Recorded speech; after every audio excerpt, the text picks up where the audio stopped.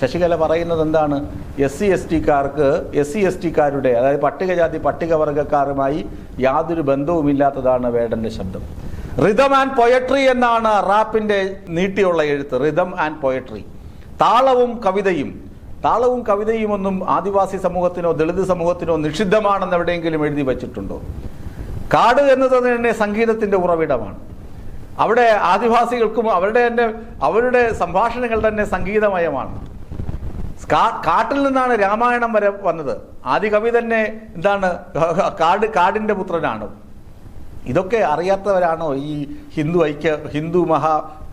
ഐക്യവേദിയുടെയൊക്കെ ആളുകൾ? ഇവർക്ക് ഇതൊന്നും അറിയില്ലേ? റിതം ആൻഡ് പോയട്രിയാണ് റാപ്പ്. വേടൻ പാടുന്നത് കേട്ട് ഭയപ്പെട്ട് വേടനെ കഞ്ചാവോളിയെന്ന്, മകന്റെ പ്രായമുള്ള കൊച്ചു പയ്യനെ നോക്കിയിട്ട് തള്ള പറയുകയാണ് കഞ്ചാവോളിയെന്ന്. നാണമുണ്ട് ഇവർക്ക്?